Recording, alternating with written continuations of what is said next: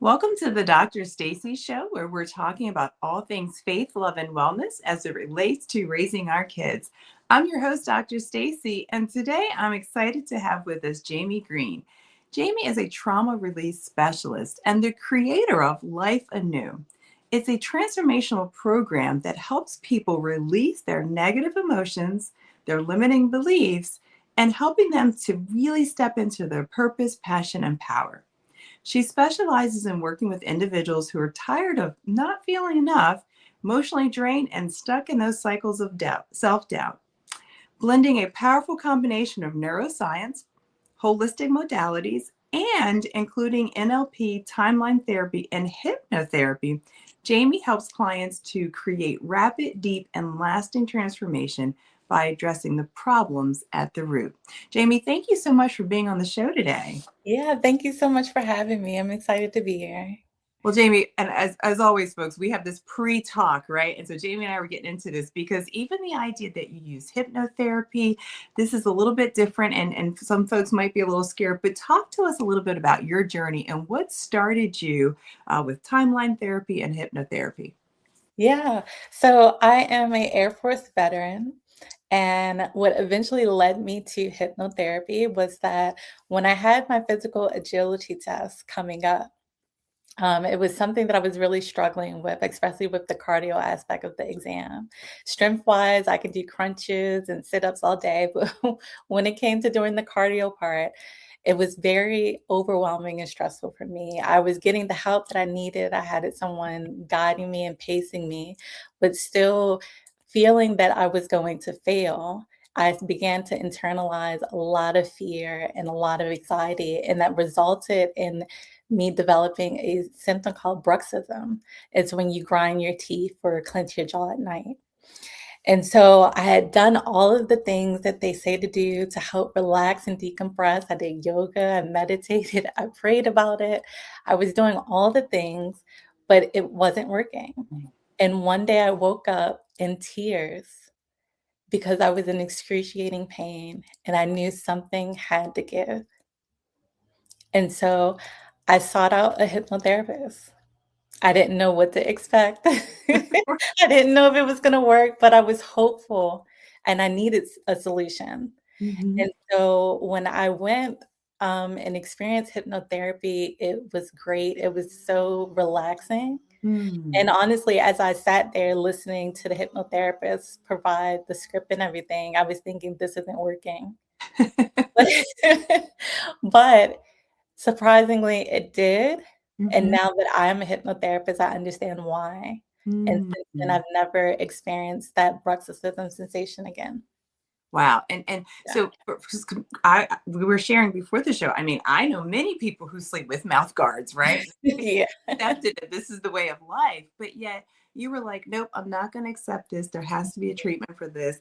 And then that led you into this journey with hypnotherapy. Yeah. So talk to us a little bit about what that is for people that might be like, yeah, that sounds weird.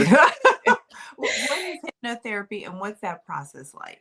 Yeah, so let me just start by saying what hypnotherapy is not. It's Mhm. not mind control, right? Okay.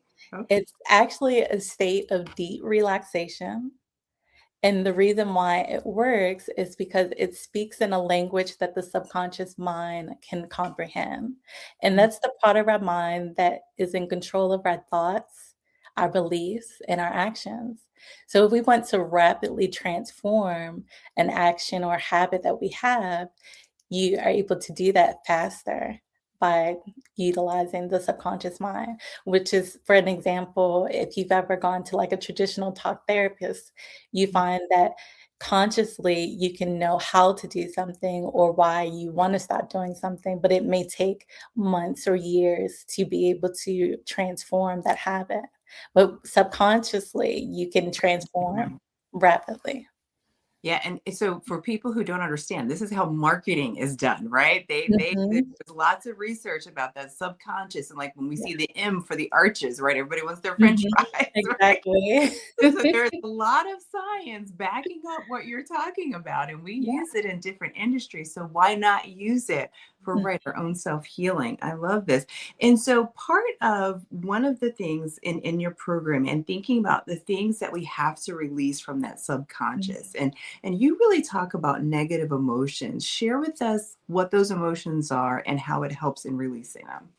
Yeah, so through my program, I specifically target the five core negative emotions. So anger, sadness, shame, guilt, and regret. So we process and release those at the root from past experiences. So for my own personal healing journey, I carried a lot of shame and feelings of worthlessness. Growing up in a home where one of the parents were suffering with substance abuse, I, as a child, interpreted that my parent couldn't accept and love me, Mm, and because of that, they decided to love the abuse more.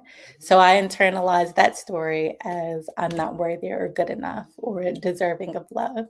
And so when we target those root emotions from the story, and we transform them and understand the wisdom from that experience, that it's not your fault that they chose the substance over you. When you're able to embody that, that's mm. how you're able to transform the emotion and the story behind what you experienced. And that's so powerful. Thank you for sharing that because somebody just was like, okay, I need this. And that piece. And then taking those emotions, right? So you're doing the work through the program. And talk to us a little bit about, again, the purpose, passion, and power. How does that then translate within this program for people? Yeah, so when we go through the process of finding all of the root causes of why we hold on to those negative emotions and we release those limiting beliefs that keep us stuck, feeling like we're not good enough, that we don't deserve good things in life, then you're able to open up and see that within you, what has always been within you is peace, Mm, power, and wisdom. And you fully step into that mm. once you release those negative emotions, because then you see that you've always been the internal light that you were seeking in the storm. Yeah, that internal piece, right? And I love that you're talking to the voice, right? To say it's there and it's within us and needing help to kind of bring that out and guide that out. And I'm thinking because even as you talked about like your experience as a child, and we carry that into our parenting, into our Mhm. adult life, into our adult relationships. Share with us maybe one or two clients where this journey and kind of what they went through maybe before, and then what were kind of the things that they discovered in the process. Yeah, so one client that comes to mind is he was a veteran as well, and he was suffering with survivor's guilt and remorse. And he internalized it a lot and felt as though that he was deserving of bad things or bad situations or relationships that came his way. And he couldn't let go of that. He didn't feel worthy of good things. He questioned them when Mm, they came into his life. And so when we were able to release that and help him to embody and understand that you are deserving and that it was not your fault. mm, And then he was able to begin to recognize that he was deserving. mhm. Yeah. And it's when you say trauma release, right? I hear that even as you're describing that story, that the trauma that we've carried, and it couldn't again in this example, even the idea of saying it could be from our childhood, but it also could be from life, even from our Yeah. careers, from our jobs, and we think about workplace trauma and things that are happening. Yes. And again, appreciating and thank you for your service also to our country. Thank But we do see that oftentimes with our servicemen and women you. it's just the scars that aren't healed and the trauma that's created, even in just protecting and doing their job each and every day. When you think about how this difference, the difference of like the neuroscience piece and holistic piece, Mhm. would you recommend people doing this in addition to traditional therapy? But because I heard you say earlier, even the fact that this could work a little bit faster than Mhm. traditional CBT. Yeah, it definitely is different for each person, what their goals are and their history. If they're already pursuing traditional therapy and they find it beneficial, then it's no reason for them to pause or stop that process. But with the program that I offer, you really begin to undiscover and release the problems that you're trying to work through in traditional therapy a lot faster. Mm-hmm. No, I love that. That's so, and when you think about your experience with hypnotherapy, and again, then you decided to go into this space. Mhm. What was most surprising for you participating in it? I would definitely say that it seems too simple and too easy for it to work. That's what I'm thinking. Most people are thinking. Because again, I'm thinking of the show we watch with, the magic shows, for example, with hypnotists, Mhm, right? Versus the actual therapeutic use mhm, of exactly. process. Yes, and just to, let you guys in on a secret that when you Mhm. see people on stage and they're making people quack like a duck and, bark like a dog, the person would normally do that if they weren't in a hypnotic state. So, your subconscious is always going to protect you and Mm. always gonna be looking out for your highest good. So if you normally wouldn't do certain things, then you're not gonna do them in a hypnotic state either. Wow, see, and that's interesting. Even that's interesting to think about, right? You would Yeah. normally, but the fact that it's protecting you at all times is stuff that we're not aware. When you think about what's been the most challenge, I guess maybe a client or a situation that's been challenging to work through in this process. Mhm. I would definitely say, that when we have been living in a constant state of disarray or stress or anxiety, it's often hard to see clearly. And when we're in the storm, it's hard to recognize how we're affecting ourselves and how we're presenting and affecting others. So, unless you become more aware and present with your thoughts and your habits, then it's kind of a disconnect, right? Hmm. And so that is one thing that I find challenging amongst my clients is helping them recognize that. So, if you were to say some of the things that I'm not going to say you specialize in, right? Like, 'cause I'm thinking of like the therapist profile, like what client maybe works best with this process, or what would be some of the things that you would say, hey, if you're dealing with this, definitely come and see me. Yeah, so if you're dealing with any type of trauma, childhood trauma, sexual abuse, Mm-hmm. these are the things that I traditionally help a lot of people with in overcoming. Yeah. And that's and again, even the idea of saying some people have tried so many different types Mm, of approaches, and I'm just like you with the teeth grinding. Well, if it's not working, then you got to find what works. So exactly.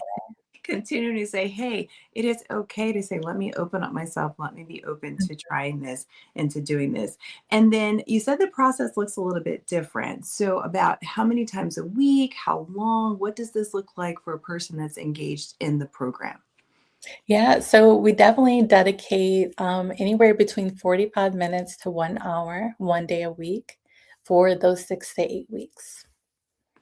And this is something that could be done virtual? Is it in person only? Because it's Yeah, hypnotherapy. I'm it's curious. yeah, it's very flexible. It can be done in person or virtually, and depending on what our focus is for the session, it can also be done on the phone. So it's very flexible and easily accessible for anyone. Oh, I love this. And then you also, as part of what you do, this timeline therapy, the hypnotherapy, and then the NLP, right? So Mhm. that's all part of this Life Anew program. But then you also do workshops or summits. Tell us a little bit about that and what people could maybe expect from that. Yeah, so for one, I have my healing and transformational retreat coming out in October of this year. And that's where I'll be guiding participants similarly through the signature coaching program. And so for 3 days, we're really going to explore and do the inner deep work. We're going to release those five core negative emotions and the beliefs that's been keeping us stuck. so Mhm. that they can move forward and embody peace, presence, and purpose. I love. And so throughout the year, I also do like day retreats Mhm. focusing on self-love and healing and releasing anxiety. And Yeah. then at different conferences and workshops for different organizations. Mhm. And it's interesting that you added anxiety in there because we are seeing that from a mental health and clinical Mhm. perspective. Although it wasn't one of those original emotions that you kind of talked about, but anxiety. Talk to us a little bit about the anxiety work that you do. Yeah, so anxiety is at the root of fear, fear of something occurring in the future. So when we dig to the root of the fear with the other five emotions, then we're able to release that all at once. Yeah, and it's we always think of anxiety and fear. I tell people you think about it like with young people and like being afraid of the dark. But Mhm, people are afraid. I mean, even nowadays, we're afraid of what's going to happen next. You know, we think about world events, or we think about fear of traveling, or the fear of going into the office every day, the fear of being in a domestic relationship situation, and just the things that we have that also are again that subconscious piece in our yeah. every day, and holding us back. And I do love how you say that, right? The idea that's keeping us stuck, those negative emotions holding us back, and being able to, through a process, really release that to be able to be into our whole self and our whole person. I do. I love that. And I always tease people, we're doing the emotions work with the kids. Right, right. Even the idea that you have movies like Inside Out and the Mhm, like, hey, let's teach them about anxiety. Let's teach them yeah, about fear and guilt. And those were those negative emotions that even showed mhm, up in Inside Out, yeah, right? yeah. Well, cartoons were made for adults, Yeah, right? So absolutely. I don't miss a one, right? yeah, And it's funny. I always tease people that movie was like the quietest movie theater I've ever sat in, right? yeah, Right. yeah. Everybody is like engaged in the movie, understanding Mhm, feelings and emotions, which is something that again, it isn't just social emotional learning that we need to do as mhm, children. We need to do social emotional learning as adults mhm. Yeah. because those emotions impact every relationship, our Mhm, perception, how we're viewing things. So even that idea of saying showing up as our full self takes mhm. time to be able to release, do that work. And maybe that is a half day retreat, or maybe that is a 3 day weekend where you're just sitting there saying, hey, I need to get in touch with these emotions. I need to release this so that I can be my best self. So, Jamie, if you were to say, as we're kind of wrapping up here, if you were to say your final kind of thought around this process for people, what would kind of be your advice? What would you kind of say to people around emotions and really stepping into their purpose and passion? Yeah, I would definitely say if you're not ready to explore a new technique because you've experienced in the past disappointment, begin to um, journal. Mhm. Beginning to be more aware and more present with yourself and your thoughts. It allows you the opportunity to not only face the undercurrent of emotions or beliefs that may be keeping you where you are, but you're able to recognize the why. Mhm. And then you can begin to try to reframe those thoughts.